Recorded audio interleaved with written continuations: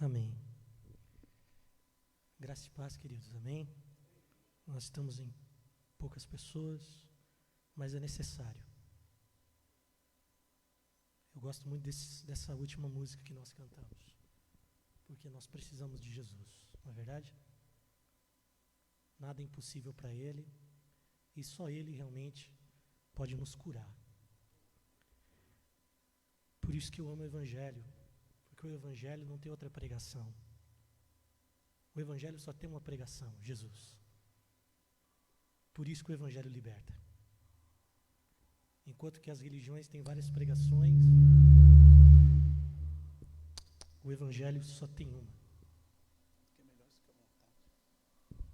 O Evangelho só tem uma pregação, que é Cristo. Hoje nós vamos continuar falando sobre a série Perdão, e nós vamos falar hoje sobre a importância de nós perdoarmos os nossos familiares. E eu quero compartilhar com você o texto de Colossenses, no capítulo 3, se você trouxe sua Bíblia, se você não trouxe, mas você tem ela no teu celular, você pode abrir comigo em Colossenses, capítulo 3. Colossenses 3, do 18 ao 21, nós vamos ler. E é um texto que eu achei bem interessante, porque esse texto mostra o que é uma família saudável, o que é um lar saudável. E diz assim: esposas, sede submissas ao próprio marido, como convém ao Senhor. Maridos, amai a vossa esposa, e não a trateis com amargura, com raiva, com ódio. Filhos, em tudo, obedecei a vossos pais, pois fazê-lo é grato diante de Deus. Pais, não irriteis os vossos filhos, para que eles não fiquem desanimados. Amém? Feche teus olhos. Pai, que o Senhor nos edifique por meio da Tua palavra. Que Cristo seja glorificado. E que Teu Espírito nos leve à compreensão da importância de termos uma família que viva o caminho do perdão. No nome de Jesus que oramos. Amém. Isso é uma família saudável. Uma família onde existe o perdão é uma família saudável. Aonde há perdão dentro de casa, ou dentro de uma casa, as coisas andam naturalmente. As coisas caminham normalmente. Cada pessoa no lar tem a sua função correta.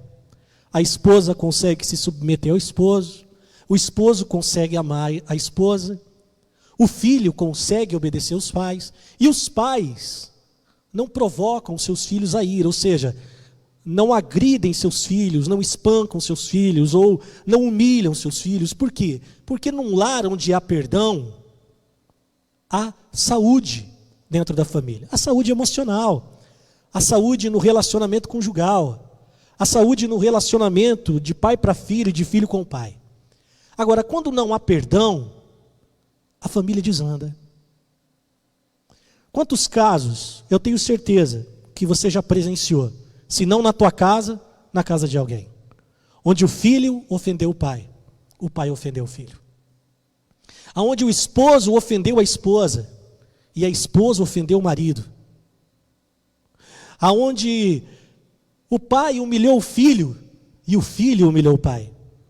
Infelizmente, fiquei sabendo de um caso triste semana passada aqui em Sertanópolis, de um pai que, porque a mulher largou ele descontou no filho, tentou matar o próprio filho. Se eu não me engano, a criança está no hospital ainda. Vamos orar para que ele seja curado. Olha que situação. Aonde não existe perdão, onde não existe amor, acontece o quê? Isso. O marido que bebe, discute com a esposa vai embora e ele então começa a ligar e dizer: não, se você não estiver em casa até tal hora, eu vou buscar você, vou buscar meus filhos, e ameaça a irmã, ameaça o irmão, ameaça o pai, a mãe, e invade até a casa do sogro. Por quê? Porque falta o quê? Perdão. falta amor dentro da família. Agora, quando o perdão é algo natural, essas coisas são resolvidas. Agora, quando não há perdão, irmãos ficam sem falar durante anos. Filhos não vão ver seus pais. E a coisa mais bonita que eu acho é um filho honrar o pai e a mãe. Não é? É um filho poder ter o orgulho de falar do seu pai, de falar da sua mãe. Mas tem filhos que ele prefere falar bem do diabo, mas não prefere falar bem do pai dele. Sabe por quê? Porque não perdoou o pai dele. Ah, porque você não sabe quem é meu pai. Meu pai é um criminoso. Meu pai é um traficante. Meu pai batia na minha mãe. Meu pai traía minha mãe.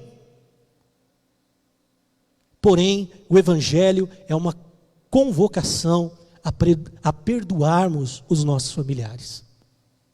A praticar o perdão. E não adianta nós acharmos que viver em família é uma coisa, é como viver num paraíso, porque não é. Viver em família não é fácil. Quem aqui é casado, levanta a mão. Os casados. Viver com o seu cônjuge é fácil? Se eu perguntar para você, é fácil? Não é. Tenho certeza que tem dia que você não quer olhar na cara dele. Principalmente se a irmã tiver de TPM, aí muito menos. Não é? Tem dia que o teu marido, garanto, ele realmente está meio cansado de você. Por quê? Por causa dos conflitos do dia a dia. Às vezes é uma conta atrasada que faz com que o casal discuta. Às vezes é um problema de saúde que faz com que o casal discuta. Às vezes é um desemprego. Ainda mais se o homem estiver desempregado e a mulher estiver sustentando a casa, é pior. Porque aí gera mais conflito. Mas tudo isso acontece com o único objetivo: aprendermos a perdoar os nossos familiares. E isso se remete aos tios, aos avós. Também. Tem gente que não vai para a casa de tio, de tia, visitar tio e tia, não. Eu não gosto do meu tio, não gosto da minha tia. Detesto eles, não vou. Eu tinha esse problema com os meus parentes. Tanto para o lado do meu pai, quanto para o lado da minha mãe. Eu tinha muita raiva deles. Tinha muita mesmo. Eu sempre dizia que parente não era família. Se fosse família, não tinha nome de parente. É o que eu falava. Porque eu detestava. De verdade. Até que um dia o Senhor veio ao meu encontro e falou: olha, você vai ter que resolver esse problema. Porque isso não é saudável. Você não vai conseguir construir uma vida saudável guardando mágoa de tio, de tia, de primo, seja de quem for dos seus familiares. Eu tinha mágoa do meu pai, tinha mágoa da minha mãe, mas eu tive que resolver. E Deus nos chama para resolvermos os problemas de família. Às vezes é o filho que sai de casa e ele nunca mais volta. Por quê? Porque o pai humilhava. E ele prefere ter que viver a vida toda longe do pai, do que ter o encontro do pai e dizer: pai, eu te amo, pai, eu estou aqui. Por isso eu quero passar para você 3 coisas importantes de como nós devemos trabalhar o perdão dentro da nossa casa. 3 coisas fundamentais, que se nós praticarmos essas 3 coisas, já vai ser um bom caminho que nós vamos andar para que a gente consiga perdoar os nossos familiares. E a primeira coisa é: nós precisamos aprender a administrar os conflitos dentro de casa. Por quê? Conflito todos nós temos. Todo mundo tem conflitos. Não adianta nós dizermos até o mais santo dos homens de Deus tem conflitos dentro de casa. Até a mais santa das mulheres de Deus tem conflito dentro de casa. Todos têm. E Deus nos chama para aprendermos a administrar. Administrar conflitos. Não é? Nós podemos citar Jacó. Olha quantos conflitos esse homem teve na vida dele, não é? Já passou a perna no irmão 2 vezes. Não é? Roubou o direito de primogenitura e ainda foi lá e roubou a bênção do irmão. Aí o irmão ficou com ódio dele, falou: vou te matar. Aí ele fugiu, para não morrer. Aí o que aconteceu? Caiu na mão do tio. O tio explorou ele por 20 anos. 20 anos. E nesses 20 anos que ele foi explorado por tio, casou com 2 mulheres complicadas, porque ele amava a mais nova, só que ele não amava a mais velha. E as duas viviam em conflito, porque a mais velha se sentia rejeitada por ele. E ela começou a dar mais filhos, e a outra não podia dar, e a outra começou a dar a serva dela. E a mais velha viu e deu a serva também para ele. Olha só que conflito que ele tinha dentro de casa. Aí 20 anos depois ele volta para casa.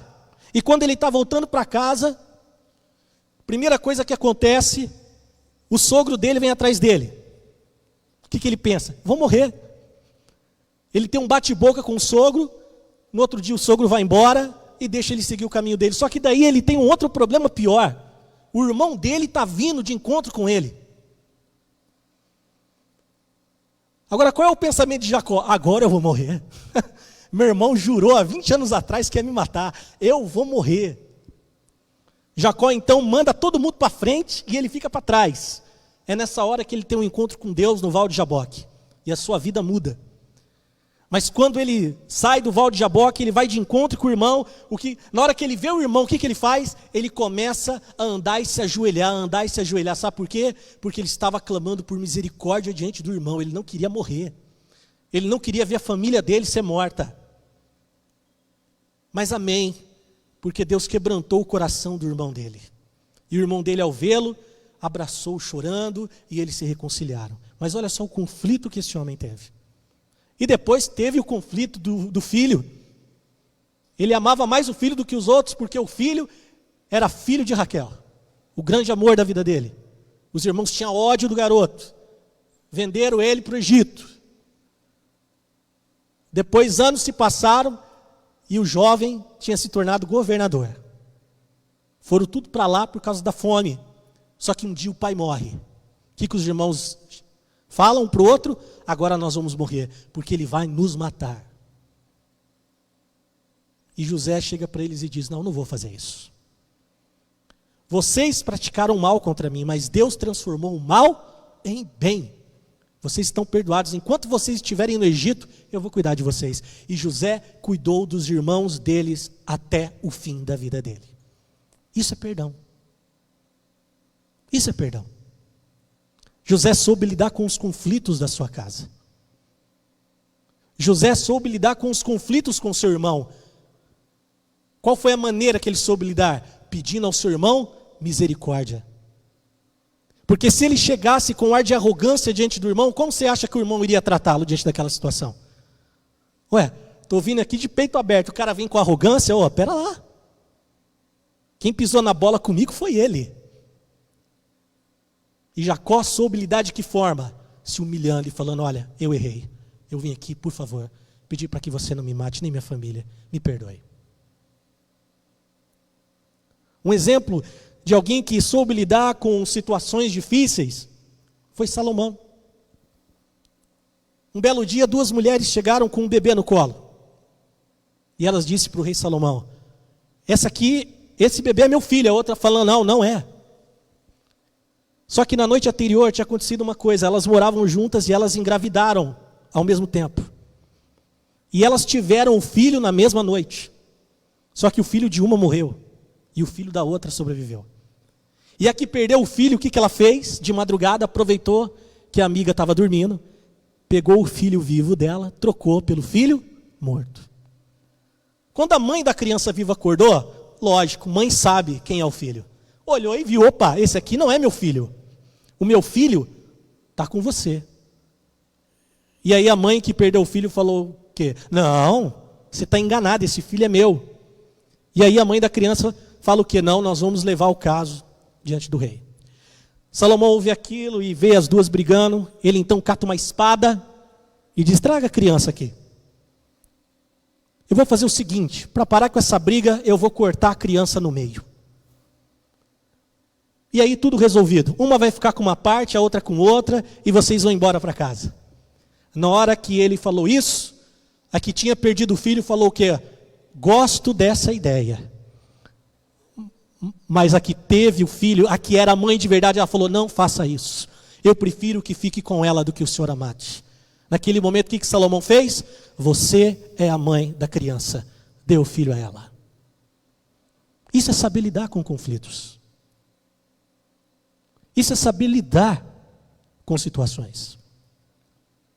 Isso é saber lidar com os momentos de crise. Porque quando não se sabe lidar com situações, o que acontece? A coisa piora. Não é verdade? A coisa, ela só vai desembestando. Por isso é importante que dentro da família, principalmente o casal, aprenda uma coisa muito importante, que administrar os conflitos é primordial, não só entre o casal, mas com os filhos. Porque nós temos conflitos também com os nossos filhos. E às vezes nossos filhos ficam magoados com a gente. Por isso é importante perguntar aos nossos filhos. Às vezes o filho chega e fala, pai, estou bravo com você. E às vezes a gente não leva muito a sério, né? Mas às vezes é importante a gente perguntar, por que você está bravo com o papai? Por que você está bravo com a mamãe? Porque às vezes pode não ser nada e você consegue conversar, mas às vezes é uma coisa que ele está magoado. Então veja como é importante aprender a lidar com conflitos. Jesus era um homem que sabia lidar com situações difíceis. Sabia lidar com conflitos, não é? Diante da mulher adúltera, por exemplo, como ele foi inteligente, sábio, aquele que nunca cometeu pecado, que atire a primeira pedra. Que coisa interessante. Ninguém apedrejou aquela mulher. Por quê? Porque ele soube lidar com aquela situação. Ele soube lidar com aquilo. Olha que coisa linda. Quando acaba o vinho em Caná da Galileia, Maria chega para ele e diz, olha meu filho, acabou o vinho. E Jesus diz, mãe, olha, mãe, não chegou a minha hora ainda. Eu acho muito legal a sabedoria que Maria teve naquele momento. O que ela fala para os servos? Façam tudo o que ele vos disser. Ela não obriga Jesus a fazer nada, ela apenas, olha, o que ele mandar vocês fazer, vocês fazem. Ela deixou de, por quê? Para que Jesus pudesse ver que realmente o vinho era necessário na festa. E quando Jesus vê ela falando isso, o que Jesus faz? Tragam talhas de água para cá. E na hora que eles trazem as talhas, o que Jesus fala? Abram. E na hora que abriu, os servos quase teve um colapso. Você teria um colapso? De trazer um balde de água e de repente se olhar para dentro de casa e ver que é vinho? Não é suco de uva não, é vinho mesmo. Não foi misturado tangue na água. Era vinho. Você imagina a surpresa desses homens? Então veja como é importante aprender a lidar com os conflitos. Quando Jesus, aos 12 anos, ele vai para Jerusalém, mas na volta para casa os pais percebem que Jesus não está com eles. Eles ficam preocupados, começam a procurar entre os parentes. O que os pais deduzem? Jesus está em Jerusalém. Os pais voam para lá, estão preocupados com o filho. Quando eles chegam, Jesus está sentado com os doutores da lei, conversando com os doutores da lei a respeito do reino. E o que Maria fala para ele? Você acha que Maria gritou com ele? Você acha que Maria deu um puxão de orelha nele? Falou assim, olha aqui, seu menino sem vergonha, safado, vou te levar para casa à base de pancada, porque você fez isso com a gente. O que ela fez? Filho, por que você fez isso? A gente está preocupado com você. Aí Jesus dá uma resposta que até parece dura, mas não é, porque ela sabia da missão de Jesus. Ele diz, olha, vocês não entenderam que me importa cuidar das coisas do meu Pai? E o que a Bíblia diz? Que ela guardou aquilo no coração. Mas a ternura da mãe foi tão grande, que Jesus fez o quê? Jesus se levantou e foi com eles. E a Bíblia diz que Jesus lhes foi obediente durante todos os dias da sua vida. Isso é saber lidar com os conflitos. A segunda verdade, para que a gente possa conseguir trabalhar o perdão dentro do nosso lar, dentro da nossa família, é essa. nós precisamos aprender o valor do diálogo. Temos que aprender a dialogar com os nossos familiares. Não adianta saber administrar um conflito se não tiver diálogo. Existem dois tipos de gestores: os que só sabem administrar situações e aqueles que sabem administrar situações e sabem dialogar. Os que só sabem administrar situações têm apenas empregados. Os que sabem administrar e dialogar têm cooperadores. Isso eu falo no âmbito de empresa. No âmbito de família, uma família que sabe administrar e sabe dialogar, o que essa família tem? Perdão, capacidade de perdoar e comunhão. Tem que haver diálogo. Hoje eu fiquei triste porque eu estava olhando no status do WhatsApp e uma pessoa que faz parte dos meus contatos colocou assim no status. Assim, como é que é? Disseram para eu medir as minhas palavras.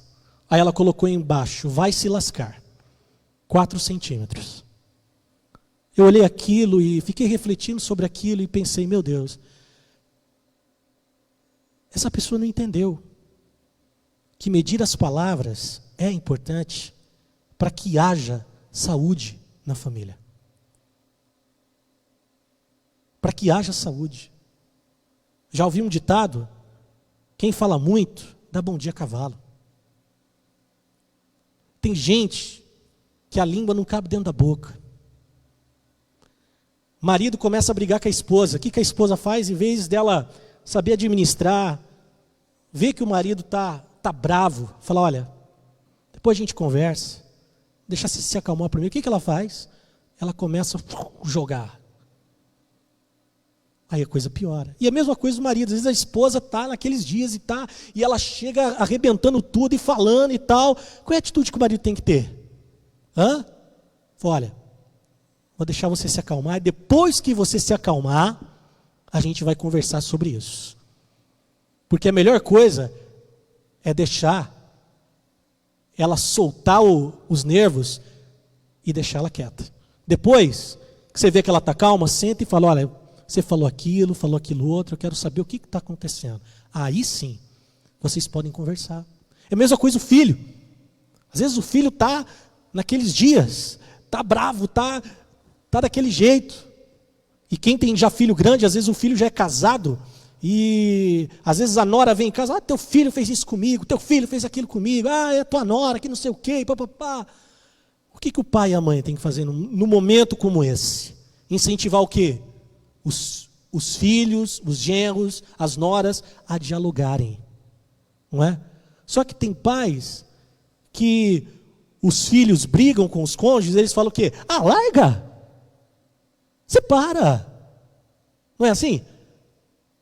Ah, melhor largar do que viver desse jeito. Não, queridos, nós somos cristãos. A nossa atitude ela tem que ser diferente. Nós não podemos viver dessa forma. Conflitos assim, nós temos que aprender que o diálogo é importante. Se todos nós aprendêssemos a praticar o diálogo, a maioria dos casamentos não terminaria em divórcio. Sabia? A maioria dos filhos não sairia de casa cedo por mágoa dos pais. Por quê? Porque há diálogo. Tem filho que não tem diálogo com o pai e com a mãe. Tem filho que o pai nunca disse para ele: eu te amo. Tem filha que a mãe nunca disse para ela: eu te amo. E vocês não sabem, irmãos, o quanto isso é importante para a vida de um filho. Se você não tem esse costume, ore ao Senhor e peça para que Deus te dê isso. Diga para o seu filho: filho, eu te amo. Eu disse hoje que eu te amo? Não, então eu digo: eu te amo. Filho, eu disse hoje que eu te amo. Você já disse, mãe? Ah, então eu digo de novo: eu te amo. Ah, pai, você já disse, então eu falo de novo: eu te amo. Casal dizer eu te amo um para o outro. Tem casal que nem fala eu te amo. Tem marido que olha para a esposa: ah, essa aqui, é esse aqui. Ah, é? Ah, essa daqui, pastor. Essa daqui está fazendo isso comigo. Ah, esse daqui, esse aqui já não é? Não é bem, não é amor mais, é esse daqui. Não é? No começo do casamento é amor. Você é minha vida, você é minha flor. Depois de uns anos de casado, é esse daqui. Depois de mais uns anos de casado, não é mais esse daqui, né? É o cão. Ah, esse cão aí. Então, às vezes, nós precisamos falar dessas realidades para que nós possamos ver que as coisas acontecem por falta de diálogo. E a falta de diálogo, o que é? Nós não aprendemos a lidar com a nossa língua. Quer ver? Abra sua Bíblia em Tiago, capítulo 3.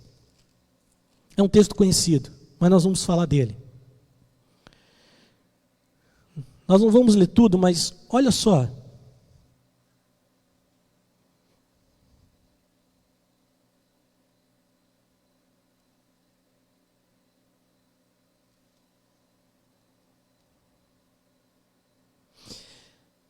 Tiago 3, 4 e 5. Olha só. Observai igualmente os navios, que sendo tão grandes e batidos de rijos ventos, por um pequeníssimo leme são dirigidos para onde queira o impulso do timoneiro. Assim também a língua, pequeno órgão, se gaba de grandes coisas. Vede como uma fagulha põe em brasas tão grande selva. Ora, a língua é fogo, é mundo de iniquidade. A língua está situada entre os membros de nosso corpo e contamina o corpo inteiro. E não só põe em chamas toda a carreira da existência humana, como também é posta ela mesma em chamas pelo inferno. Olha que coisa, que forte o que o apóstolo Tiago está dizendo para nós aqui. Quando a gente não sabe controlar nossa língua, a língua se torna uma arma.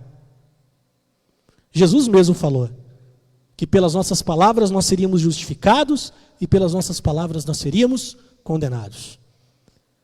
O rei Salomão já dizia também, a morte e a vida estão no poder da língua. Não é? A morte e a vida estão no poder da língua. Tome cuidado. Por isso a importância do diálogo. Por isso a importância de nós aprendermos a conversar. No ambiente familiar, quando não há conversa, há destruição.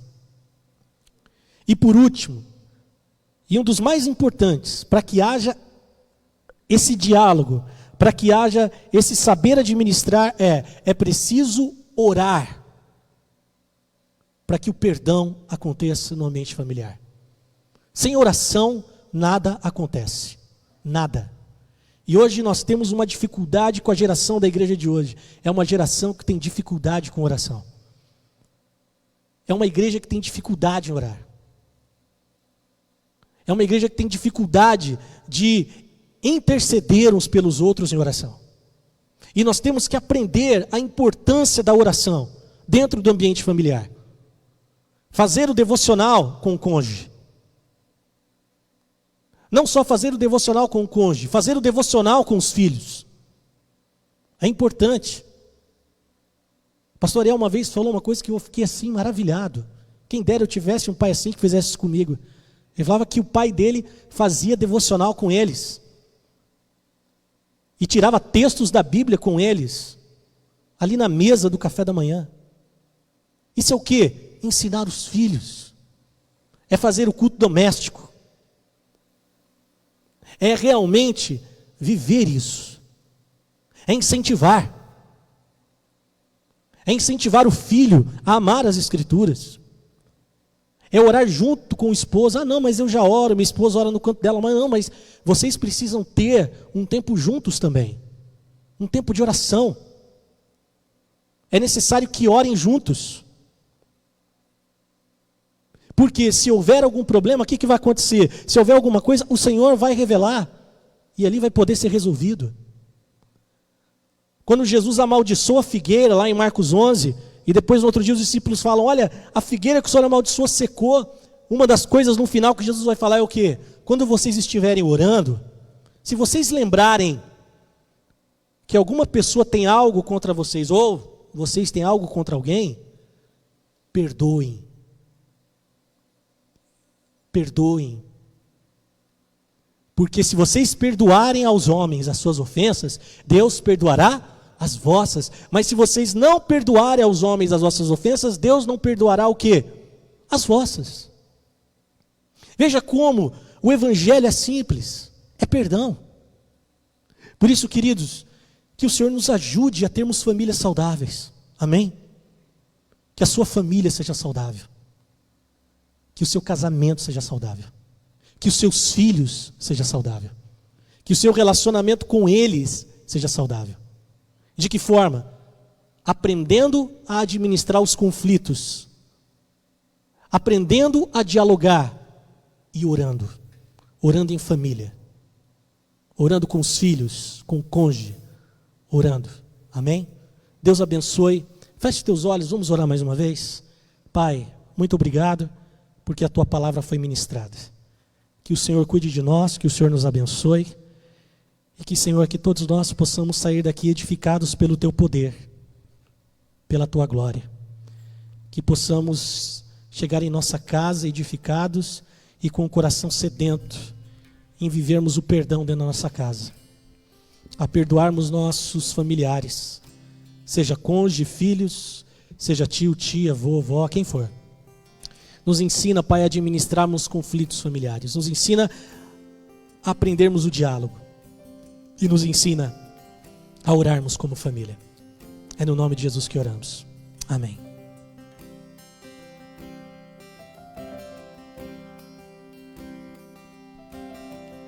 Confesso a ti, Senhor, que fraco eu sou.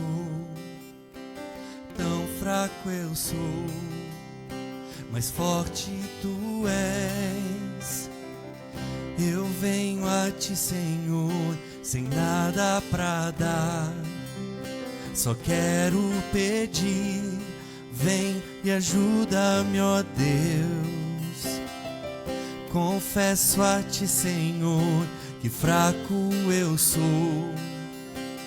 Tão fraco eu sou, mas forte tu és. Eu venho a ti, Senhor, sem nada pra dar.